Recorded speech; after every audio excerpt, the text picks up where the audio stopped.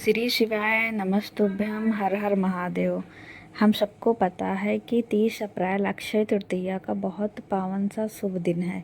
तो मेरी तरफ से आप लोगों को अक्षय तृतीया की बहुत बहुत शुभकामनाएं।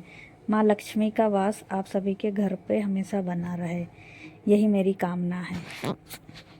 सबसे पहले हम लोगों को अक्षय तृतीया के अवसर पर अपने घर लानी चाहिए, वो है पहले नंबर पे कमल गट्टा, जो बहुत ही सस्ती चीज़ है। और दूसरे नंबर पर है मिट्टी का गुल्लक। और तीसरी चीज़ है बेल का पेड़।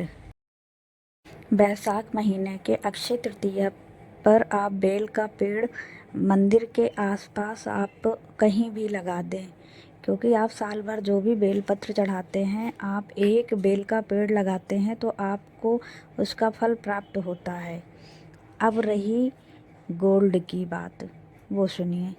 कोई ज़रूरी नहीं है कि आप गोल्ड खरीदें, खरीदना शुभ होता है, लेकिन आप कोई छोटा अगर आपके घर की क्षमता है तो आप गोल्ड खरीदें, अन्यथा आप गोल्ड में फालतू का पैसा ना वेस्ट करें। अब रहा, आप इस वीडियो की ओर चलते हैं और दूसरे उपाय की बात करते हैं। ये उपाय मूंग के दाने के साथ में करना है। आपको एक बात पता होगी, अक्षय तृतीया है वो कब आई है? बुधवार के दिन। आपको क्या करना है अपने घर में, अगर आपको कष्ट बहुत ज़्यादा है किसी भी चीज़ को लेकर, कि चाहे व्यापार नहीं चल रहा, नौकरी नहीं लग रही, बहुत चिंता में है, पैसे घर में टिक नहीं रहे, बहुत सारी प्रॉब्लम्स हैं, तो आप इस प्रकार से थोड़ा सा मूंग के दाने लेना है। चने के दाल के 7 दाने लेकर आप महादेव के शिवलिंग के पास पहुंचकर एक छोटा सा काम करना है। काम वो कौन सा है? 1 लोटा जल चढ़ा दो महादेव की शिवलिंग के ऊपर।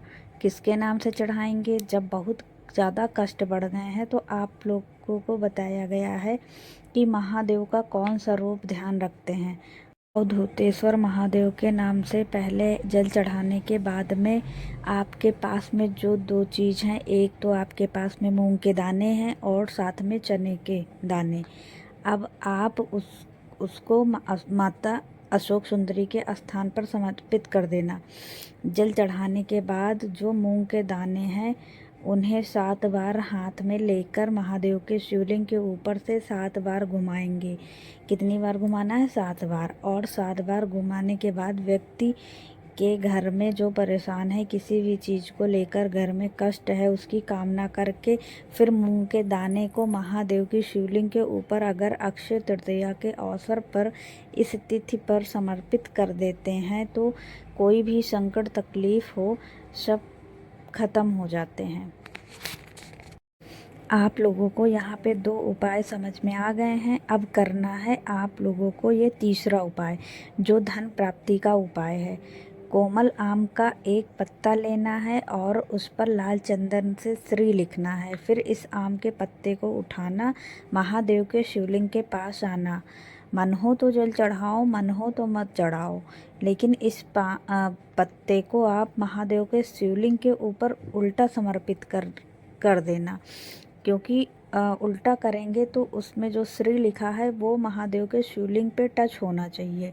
और कुंदकेश्वर महादेव के नाम से आप करके देखिएगा, आपको कभी धन की कमी नहीं होगी। तो ये अब आखिरी उपाय आप लोग सुनिए, जो रोग मुक्ति के लिए है। घर में कोई भी इंसान है जो बहुत दिनों से बीमार पड़ा है, उसकी बीमारी ठीक नहीं हो पा रही है, तो आप मक्खन ले लीजिए जो मार्केट में आपको मिल जाएगा, और एक तांबे का लोटा ले लीजिए, उसमें गंगा जल डाल लीजिए और एक बेलपत्र लेकर आप महादेव के मंदिर पे जाना है। शिवलिंग के पास जाकर आप उस मक्खन को शिवलिंग के ऊपर लेपन करें और विश्वेश्वर महादेव नाम लेकर आप एक लोटा जल शिवलिंग पर चढ़ा दें।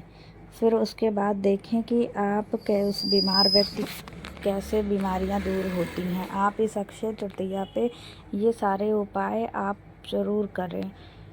मैंने आप लोगों को ये सारे उपाय बहुत ही सरल भाषा में बताया है। अगर आप लोगों को ये उपाय विश्वासपूर्वक करने के बाद कुछ समझ में आता है तो आप लोग इस चैनल को लाइक, कमेंट्स और सपोर्ट ज़रूर करें।